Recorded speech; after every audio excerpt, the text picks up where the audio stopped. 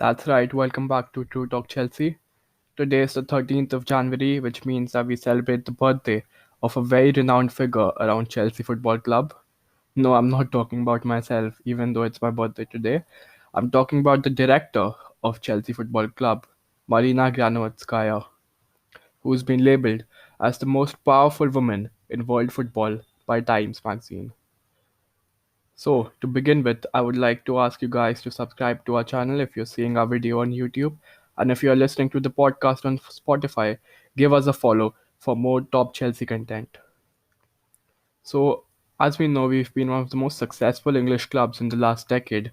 We've gone on to win multiple Premier Leagues, multiple domestic trophies, a Champions League, two Europa Leagues, and where the credit of this has mostly gone to star players like Eden Hazard, and likes of managers like Jose Mourinho, Antonio Conte, there has been one lady who has been writing the script to Chelsea's success from behind the scenes, and the lady is none other than our director, Marina Granovskaia.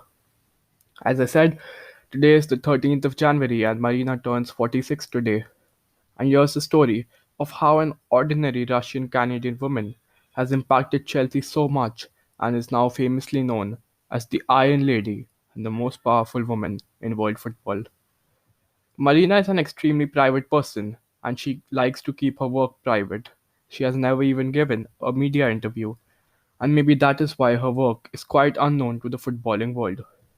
Marina started the association with Chelsea when she first joined Chelsea owner Abramovich's oil company called Sibneft in 1997.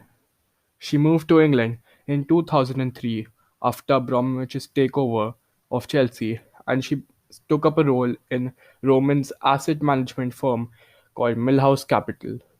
By 2010, Gravnatskaya became Abramovich's personal representative and finally the director of Chelsea in 2014.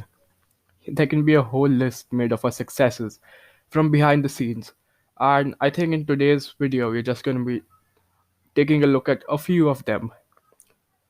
According to me, the first major contribution done by Marina was persuading the board to renew Didier Drogba's contract after a poor 2009 season. As we know, the 2008-9 season was poor not only for Drogba but also for Chelsea. We had that extremely controversial exit in the hands of Barcelona, and even Drogba was then dropped by the manager.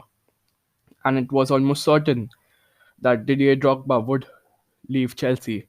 However, Marina did convince and did persuade the board to renew Didier's contract, and after that, we all know what followed. In 2012, Drogba won us the UCL trophy and played a pivot role, integral part in the success by scoring a late equalizing equalizer goal against Bayern and then the winning penalty.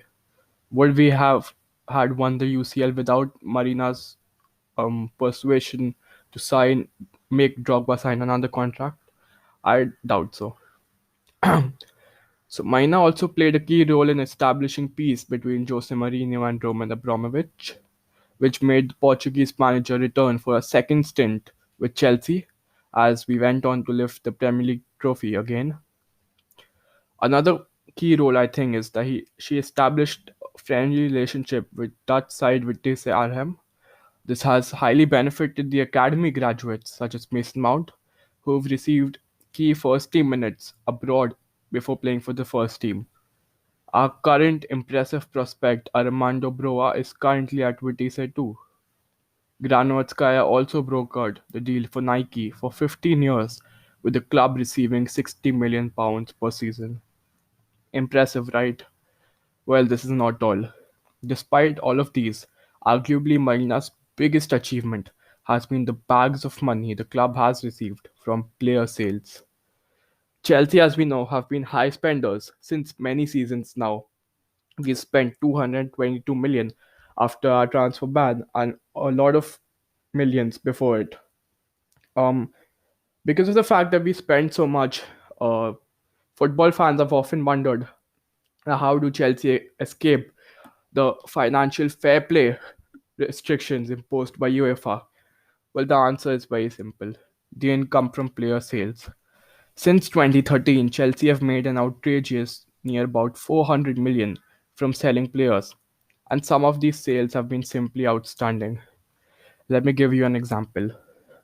I'm sorry, 2 seasons before, Eden Hazard was on the exit doors as he publicly expressed his desire to join Real Madrid, and he had just 1 year left on his contract. Now, a player who has publicly expressed his desire to join another club, the club being interested, and just 1 year left on his contract, anyone would assume that the fee would be negligible or hardly anything. However, Marina had other thoughts. Somehow, I really don't know how, she persuaded Real Madrid, negotiated a deal with including add-ons. Some sources state goes in the region above 150 million euros. Crazy, right? Another example, when Antonio Conte told Diego Costa that he was no longer in his first team plans, Diego Costa kept on knocking at Marina's door for an exit move to Atletico Madrid. However, Marina turned deaf ear to Costa because the fee that Atletico were willing to pay Chelsea was not correct at that time.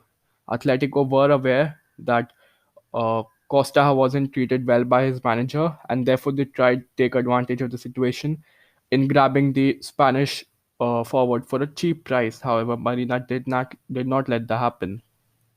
She rather hoarded on the player till there was a good fee offered, and in the end, Chelsea actually made a 20 million profit on a player who was turning 30 years old in just a few months.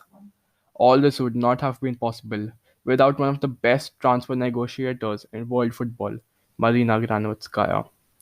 The agents that have worked with Marina have described her as firm but fair.